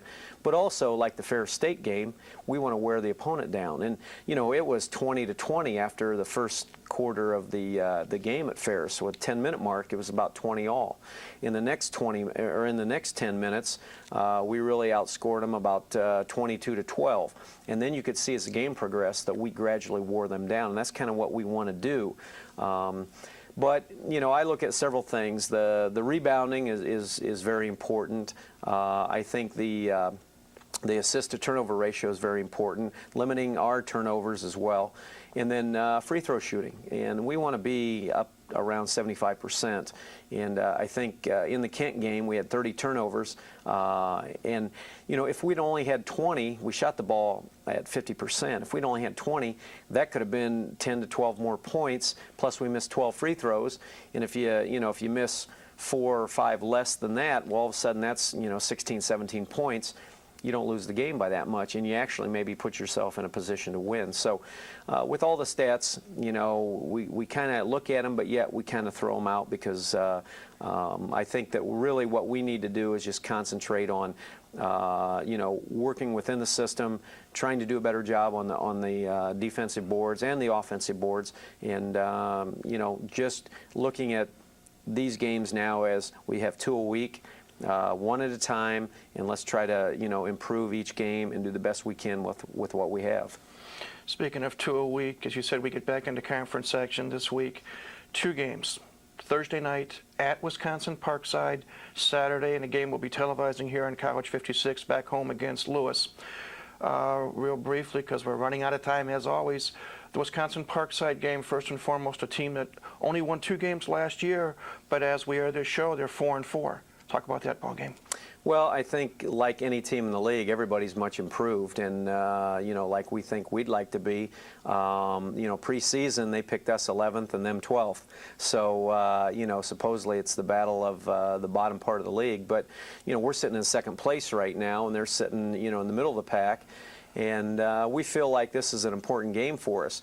They dropped the schedule from 22 league games to 20, so this is the weekend that we play 1 game on the road and 1 at home. Normally you go either on the road or at both at home, and this is the game that we're going to have to travel on Wednesday, play Thursday night, come back Friday morning at 3 in the morning, and then gear up to play Saturday afternoon against Lewis.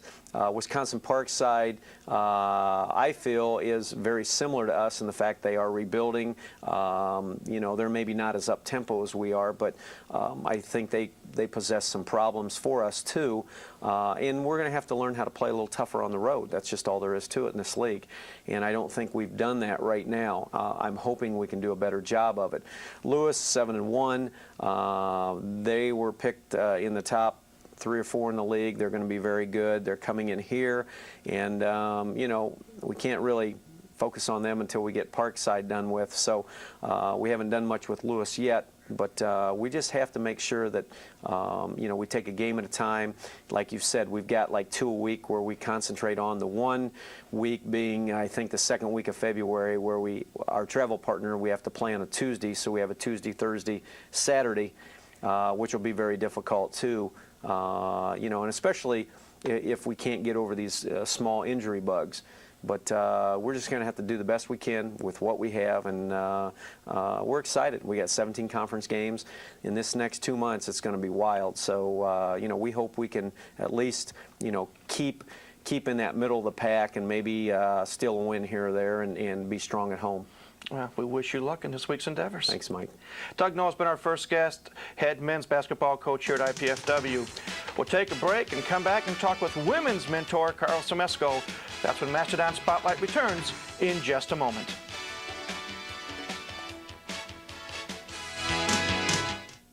Brian's a student that I had in my resource class. Came from a very poor background. Brian just needed a friend, so we paired him with a community leader. He would take him to rodeos, and then he would take him to plays and different things that this child would never have been exposed to. This man taking his time to come and have lunch with him meant more than anything. Point a kid in the right direction. This is General Colin Powell of America's Promise. Call us and help keep America's Promise.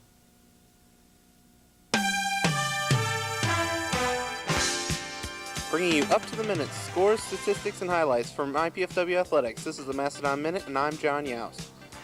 Women's basketball over the holiday. On the 23rd, they played Wayne State at Wayne State and lost 85-55. Fleming stood out with 17 points, 5 rebounds, and Moore stood out with 7 points, 5 assists, and 9 rebounds.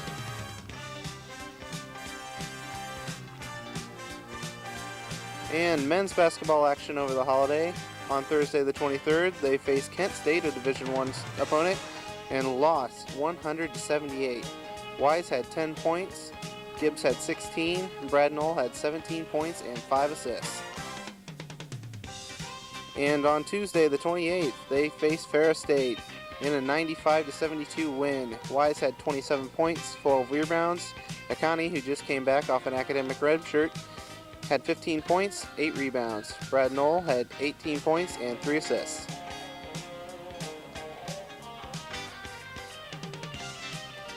And Thursday the 30th, they faced Saginaw Valley State in a 97-101 overtime loss. Griffin had 22 points, 3 assists. Akani had 18.7 rebounds. Gibbs had 16 points and 2 rebounds.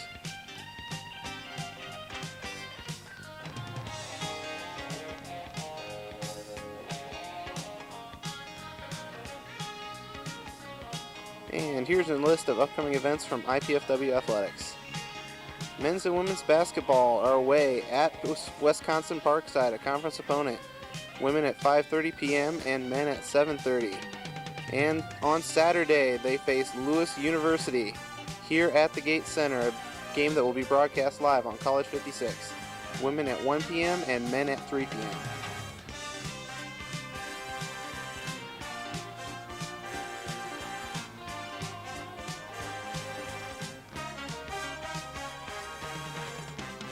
For more information about IPFW Athletics, call us at the Gate Center, 219-481-6643. Visit us on the World Wide Web, or stop by the wonderful Gate Center on the beautiful campus of IPFW. For the Mastodon Minute, I'm John Youst. Mr. and Mrs. Jones, Sally's having some behavioral problems. I guess that reward system isn't working. Well, the timeouts weren't either. Parents do find that timeouts aren't... See? Well, you're just too lenient. Well, you're too strict. No, you are. Oh, you are. No, you are. No, you are. When adults don't have the answers, they can feel as frustrated as kids. ConnectForKids.org has thousands of resources for helping kids in your community. ConnectForKids.org, guidance for grown-ups.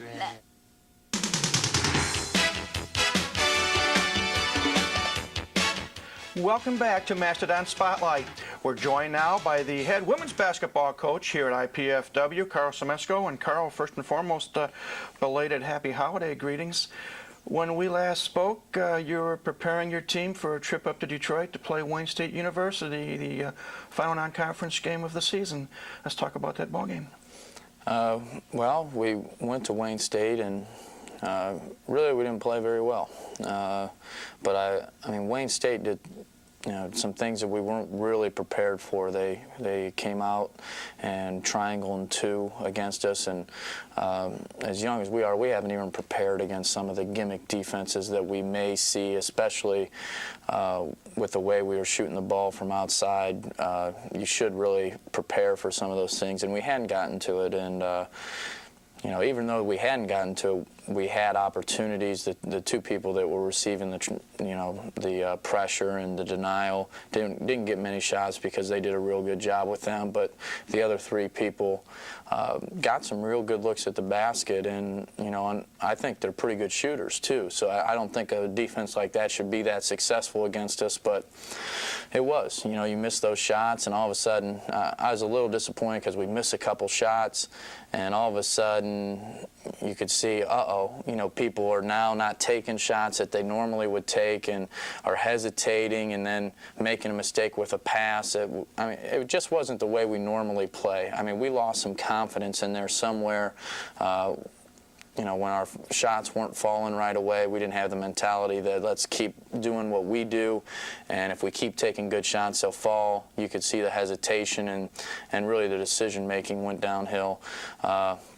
Offensively, they really controlled the tempo. They know we like to run.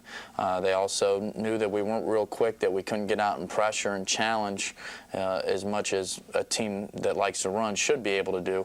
And, they delayed the game, brought the shot clock low every time, and then were able to get a good shot at the end of each shot clock. So they shortened the game considerably through a gimmick defense or a triangle and 2 at us, and they were real successful in their game planning, their execution, and really they played a real good game. I think it's a good sign for our program, though, when teams are doing that against you. There's a time where people really didn't have to game plan against you too much, where now they're trying to shorten the game. They're trying to do some things that are hoping this will work or hoping that will work, and that's good, but now we're going to have to get adjusted as we get better to be able to handle these things as they arise, because the better you get, the more different things people are going to try against you. Well, the 1999 portion of the season is over, but a successful one, 6-3, 2-1 in the conference. Pleased? Yeah, I'm pretty pleased with our progress so far. We have a long way to go. The schedule's going to get tougher. We're going to have to go on the road a lot more and, prove that we have the toughness to win on the road. And I'm not sure that we've done that yet. And so there's a lot of steps along the way that we're going to have to take before we can consider ourselves a real good team. But, a lot of people are surprised. There's a lot of people, especially with as many people who, aren't around this team anymore. A lot of people didn't think we'd win any games. I mean, coaches within our conference had told me as much that it might be an 0 year for us. So, to have 2 in the conference already and 6 wins, we thought we were better than that, or better than the 0 anyways, and we're not that surprised with the 6 wins, but we realize we have a lot of work ahead of us so that we can keep the progress coming. And it may not result in the same winning percentage because the teams are going to get tougher, but I think that we can stay competitive in these games and win some games. Before we look ahead to what's coming up with conference action in this week's games, I thought we'd take a moment and look back at some of the individual numbers through 9 games. You have 4 ladies in double-digit scoring, okay, led by Jamie Holderman, just over 16 points a game. Amy Meyer, and we'll talk about her situation in a moment, just under 16 points a game. Cara Moore, over 13 points, and Trish Fleming, just a tad under 13 points. 4 players in double figures. Nice for a coach because the defense can't key in on one particular player. Yeah, and that's what you would think. But then the last game, they keyed in on 2, and then the other players did get some open looks, and as I said, we weren't able to knock them down. But maybe for whatever reason that was, I don't think that that's a defense that could be successful against us many times. It was the first time it was thrown at us. But no, Jamie Holderman, an excellent shooter, has developed a shot fake, can also get to the foul line, and is learning each day how to read screens better and get open. Trish Fleming is just, I mean, her knee's a little banged up right now, and I'll just flat out say we can't afford to lose her. Probably maybe our best all-around player. I mean, she does things for us that I'm not sure anybody else can do, because she's big enough to guard people inside, yet she can still, if we get switched, guard somebody outside. Big people usually have to guard her, but she has perimeter skills. She handles pressure very well. I mean, it's not often your big person is a person that you want with the ball when people are trapping and putting pressure, but she is that person for us. So, I mean, her value to us goes beyond the numbers of whatever it's 13 points, 8 rebounds, or whatever it is. So we're hoping that she gets healthy and everything's okay with her. And then Kara Moore has been struggling as of late with her shooting. Hopefully she'll be getting in the gym more and working that out. And Amy, as you mentioned, has left the team, and I mean that's real unfortunate, because she was on pace to probably being the conference freshman player of the year, and we feel like we've worked real hard to develop her and to improve her all-around game. But sometimes as a coach you gotta live with decisions that young people make, and we're moving on as a team. Wish her the best, but we got to go on. We got to move on from this, and we can't be looking at things that detract from us. We got to think of ways that we can get better and improve with the players that we still have. From that perspective, when you lose somebody, and Amy averaged 16 points a game, do you think of it in the sense that, where am I going to come up with those 16 points? Or do you look at it, okay, now here's a chance for somebody else who hasn't had much playing time to step it up and show what she can do? Well, you'd like to think that somebody can step it up and start picking up for someone. I mean, it's really not that easy of a thing to do, but you just have to play good basketball. We weren't a team about individuals, or we're at least not trying to be, and we got some players on the bench that can do some of the things that Amy did, but we're going to have to make up for it in other ways. We're going to have to become a little bit better defensively, and I think we can do that. We're going to have to be a little bit smarter in our shot selection. We're going to have some players that come, and we have not really shot the ball very well so far this year, and we're going to have to, the second half of the season, we're going to have to shoot the ball a little bit better, so whoever comes in, and there's nobody taking anybody's place, so to speak, but wherever the minutes go, we're going to have some people that can probably knock down some shots and provide some other things for us defensively that can help compensate. And, I still think we can become a better team, and that's what we're working on right now. Also gives coaches gray hair. Well, I've got my share up here. Let's talk about this week's two opponents. We're back in the conference schedule now. Thursday night, you make the trip to Wisconsin Parkside. You're going to take on a team that is 4-4 overall and 0-3 in conference play. It is a road game. Let's talk about that one first. Well, their backs are against the wall, and that's always a scary place to be, because they were expected to do much better this year than the year before, and so far they have, except for they haven't in conference. Like, they played last night and lost to a Division I school by 5 points. And then their non-conference, they've been blowing people out, and they haven't had it done in the conference, and they know they're 0-3 in the conference, plus those 3 games were home games. So I think they realize they're not in a position where they can afford to go 0-4 at home in the conference and still be able to make the conference tournament. So I'm sure they've been looking ahead to this game for some time, and we're just in a position where this is going to be a big win for us, because if we could win this game, that's going to put us 3 games ahead of Parkside, or 3.5, or 3 games ahead of Parkside, and with a tiebreak advantage, because we don't play them again. So that's one team that we could hopefully stay ahead of through the course of the season to get into that conference tournament. So, almost all the games are big once you get to this point, and you can say why it's big or anything and justify anything, but I really think this is a big game for us. And the other big reason, I think, is because we need to show that we can win on the road.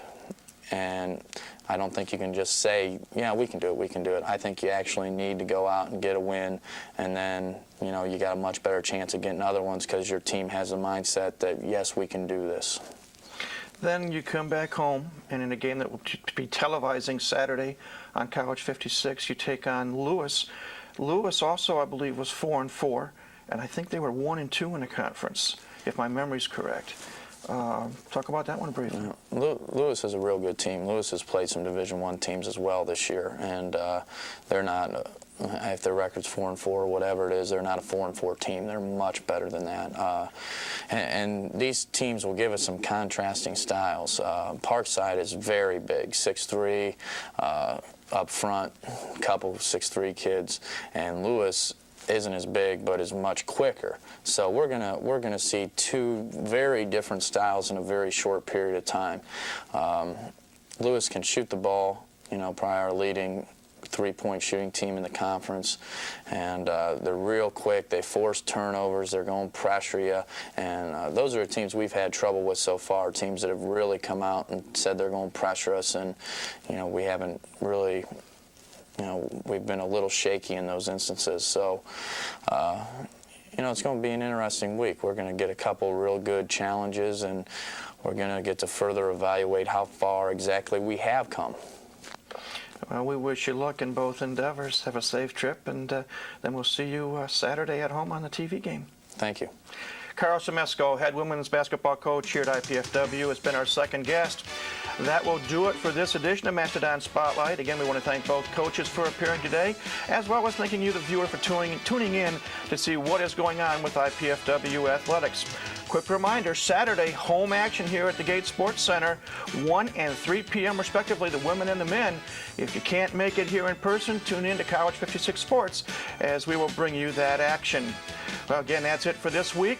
Until next week, this is Mike Moss saying have a great week, and go Dons.